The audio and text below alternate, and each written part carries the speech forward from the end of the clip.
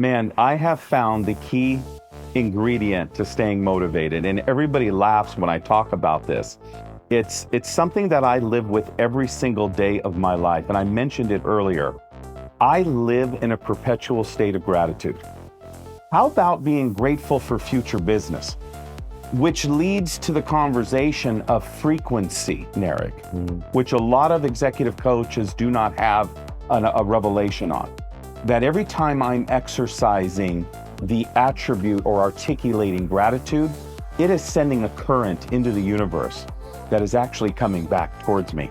This is Maestro Minute, the show that discusses all things real estate, sharing interviews with the most successful people in the industry. Hear from their perspective and what they are doing to achieve success. Get exclusive tips on how you can also succeed in real estate. Maestro Minute is brought to you by Maestro Development. Here's your host, Nareg Muradian. So I want to get a little bit into your tech company, Hire Inc. Yeah. Right? And I know, so before we get into that, I've had a few coaches come through my career and my life, and I think what differentiated you from the rest of them was I felt like those guys were great, but they were applying almost a formula to success and leadership. With you, it's not really a formula. It's kind of a combination of a lot of different aspects, right? There's a religious aspect, there's an interpersonal aspect, Yes. and a few other things that we'll get into.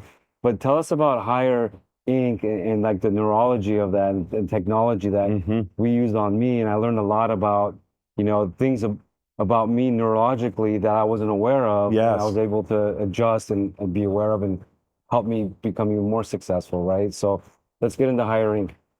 Hire Inc. was birthed through my early years at the NFL. We were actually using predictive analytics to predict the athlete's behavior. So I always use this analogy. If you can't measure it, you can't manage it. If you can't measure it, you can't manage it. So in business, we're always measuring, right? This is called data analytics, right? It's probably one of the biggest spaces in the US right now. Data analytics company, right? And predictive analytics is like you're shopping for a Lamborghini online. And then the next thing you know, you've got a bunch of Lambos popping up in your feed. Well, the algorithm had predicted that your behavior was searching for these certain items. So that's a $100 billion space. You narrow it down to just cognitive analytics, which is a tool that we used for you. That was the birth of Hire, because the pro athletes were getting these really cool tools to optimize physical function and mental function, by the way, and spiritual function. A lot of very spiritual guys on the league. But there was no pathway to measure those stats. So you could say, wow, here's a liability, or here is a asset. And then once we were able to show you that on paper in a beautiful downloaded PDF, I think it took you, a couple times to finish the assessment? I had to figure out, I had to release the premeditated notions of what I really thought. Right? And get down to the nitty gritty. Because with our stuff, it's a state-of-the-art application, Eric. That's why it was so challenging for you. Right. In that we've built in an anti-gaming piece, because people could fabricate, lie, or what we call be positively biased. Right. You could, and I raise both hands. We all have a propensity to want to display ourselves more bigger than we are. It's normal human behavior. But I coached you, don't do that. Get it raw data so we can really find out what are your brain strengths and what are the areas of liability, things like self-confidence or composure, or how about the drivers of business, ambition, endurance, and where do those rest deep within the soul of business leaders, men and women? And I found something really powerful. I learned this from Steve Jobs. When you're in business, the predictability of revenue outcomes, if you've got a niche in the market, it's maybe 2 to 1, 7 to 1, 10 to 1. In technology, he said, it's 100 to 1, 200 to 1. And what he found when he was building the Mac was if you could spend the enormous amount of time bringing these A-listers together, if you've got a way to figure out their ability, he said he found something really powerful. They all like working together. And he said this was the key to building the Mac, that I took the time to get all these A-listers because I found this. They love working together and they're way more productive. So we built Hire Technology as a means of helping companies and individuals like yourself actually find the unique behavioral traits inside their employees, inside their own executive minds, and it has completely taken their whole life to the next level. So And companies. how can people get in touch with Hire Inc. if they want to use that as a tool to evaluate their employees and help their employees? Oh, easy. Just email us at info@thehire.net. That's THEHIGHER.net, thehire.net. Okay. Yeah. You can learn more about it on our website, thehire.net. But I think what I really want your viewers to know is that you made an exceptional investment in yourself, Right. which I found the marks of great leadership. Because one thing's in common with all great leaders, So go ahead. they believe in themselves. Right. What are there's 3 traits, right? Yes. With successful leaders and with their brain. Yes. What exactly is that? Can you talk That's a about really that? good question. This is like deep intel that Right. we have in the archives of our data, but I've assessed billionaires, I've assessed scientists, I've assessed stay-home moms, I've assessed CEOs and C-suites and pro athletes and everyday people. And it doesn't matter how much money you make. That's the outcome of good decision making in conjunction with good behaviors. But the elite level people that I've met who live in peace of mind, deep contentment, healthy, which is another biomarker, right? Health and fitness, or as I like to call it, mental health. We're in the mental health space as well as wealth accruement. The number one trait I've seen is conscientiousness. Conscientiousness. Conscientiousness is a high sense of duty. They don't like cutting corners. And what I've paralleled with that is when you live your life, when you're trying to take the high road, even if you've been wronged, you've been burned, bad business dealing, the law of reciprocity kicks in. And business kind of comes to you in a whole other way. And it's unbelievable. And that has what's been the trajectory of a lot of my clients who have really aspired to be at the $1 billion level. A lot of that good-natured business. And then also wanted to make sure we talked a little about what can you recommend people do to stay motivated and productive? Yeah. You know, as leaders in their business or entrepreneurs or whatever they're doing. Yeah. What do you recommend on that? Man, I have found the key ingredient to staying motivated, and everybody laughs when I talk about this. It's something that I live with every single day of my life, and I mentioned it earlier. I live in a perpetual state of gratitude. I mean, think about it. If you can shift your mind in any inclement situation, which the mind, I always talk about the battlefield is 6 inches between the ears, right? We're not dealing with business matters as much as we're dealing with brain matters. So if my perception of the outcome can shift in a matter of seconds in an intense business meeting, I will maintain composure and have more mental acuity and stability than the average guy. This is what pro athletes can do. They can be in total opposition.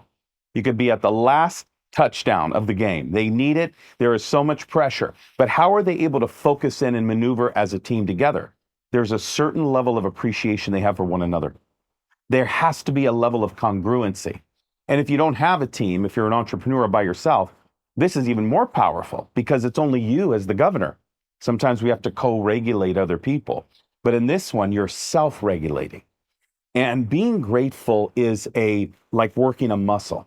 It doesn't just come overnight. I have made a gratitude list to where every week, not even every day, I will look at that list and say, God, I'm so grateful for my children, my health, the way I can articulate, which is a God gift, my business acumen, give me more wisdom. Let me research and read more. I'm grateful for my family, my friends, my clients. How about being grateful for future business? Which leads to the conversation of frequency, Narek, which a lot of executive coaches do not have a revelation on. That every time I'm exercising the attribute or articulating gratitude, it is sending a current into the universe that is actually coming back towards me. And you know, I hear people tell me all the time, I'm so grateful for you. You're one of them. Right. You've literally told me that, Ron, I'm so grateful. Then your wife got on. Right. One time when we were on a Zoom call and she goes, Coach, I'm so grateful. See how she immediately, right? Because she knew that you had accountability. Right. And I'll tell you, guys that are accountable are the most profitable, but it all stems from gratitude. Do you think gratitude supplies or fuels motivation? 100%, because it keeps you in a perpetual state of motivation to where you're so grateful for what you're doing. Now, you could say, Coach, I'm not. That's honest. Well, we got to find a way to make you grateful. So maybe you're in the wrong career. I have a guy that's, look, let me just go to the world leader level. I have an individual who I'm coaching, and they are not in their calling. So I often say you better be careful, because success and money just makes you comfortable while you're miserable. It just makes you comfortable while you're miserable when you're not in the call. And the calling is way different than the career. The career will get you there. The calling will keep you there. It'll keep you in a state of consciousness to where there's this new fluidity of life. And that's the place that we start with our clients, is saying, okay, let's make sure all the vicissitudes you're dealing with, all the business strategy you're dealing with, let's all narrow it down to you. How do you know if they're not pursuing the perfect calling for them? This is where we default to the executive assessment, because the assessment is able to give a concrete read. No more speculation. No more even fortune tellers. Right. We need people that have got the data, because that's how we're living our lives. We're governed by legislation and policy. We're governed by laws of the land. I mean, it's everywhere. Right. It's very interesting that most business leaders don't think about managing their life from a data perspective with concrete scientific tools, but here we're operating on these iPhones and smartphones every day, Right. which is the fullness of data and technology, right? So what I would encourage your listeners to do is make an appointment, get a free consult. Let's do an assessment on your brain. Find out the areas of liability and maybe the areas that you don't know that you were really gifted in. Right. And it will be a confirmation or an inner witness to say, wow, I've always felt this. Right. And then we begin the navigation process very slowly to move you into the calling. You don't leave the career. In fact, that was the mistake I made. I immediately cold turkey went, man, almost went broke. But you do it now under trusted counsel with guidance. We capitalize on where you are, and then slowly you begin to migrate. We've seen a 10x ROI, 50x, 100x, 1000x ROI, because people are living in the fullness of their gratitude. That rings something in my head as you speak about it, because I get asked a lot, like, hey, what are the hours you work, right? Yeah. Or are you working this day or that day? You know, and as an entrepreneur, you're kind of working all the time, but Yeah. it's because it's my calling, That's right? I'm always in the mindset of what I'm doing because that's what I want to do, right? Right. So if you guys are watching and you're kind of thinking about, is this your calling or not, or what you're doing? If you're tracking the hours, you're at work or whatever you're doing, Counting down the days. yeah, you're probably not doing your calling. No. So besides me being your favorite executive you coach, who else? Who's your favorite? Some of the folks that you've liked mentoring and coaching. Obviously, we're on NDAs, right? Out of respect. But I think to answer your question, I love coaching people that want to change the world. I love coaching people who are great visionaries. They may not be very practical, but they're very ethereal. And I love these people because I'm very practical. I'm very structured and analytical. And we bring in a team if they need it, or we help organize their team to be the structure. But I have found the most fascinating people in the world are CEOs. They're the chief executive officer of our own life.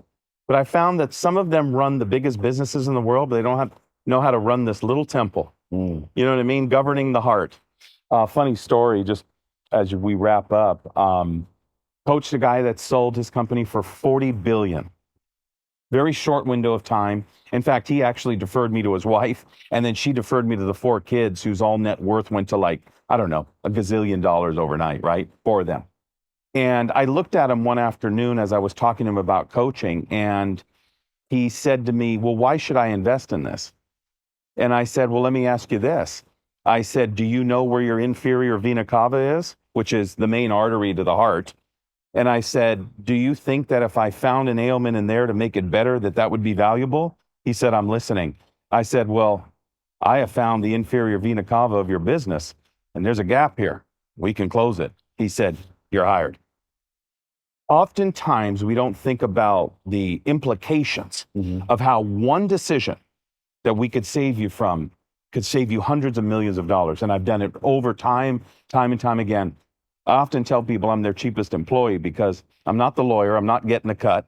There's no other agenda. I am a true, authentic confidant. And Nerig, that is the congruent element of all the wealthiest kings and queens that have ever lived on the earth. Right. They've always had a confidant alongside them. Thanks for tuning in to the Maestro Minute podcast. Make sure to rate this podcast if you found it helpful, share it with a friend that could use it, and follow us on all major podcast platforms. The Maestro Minute, powered by Maestro Development.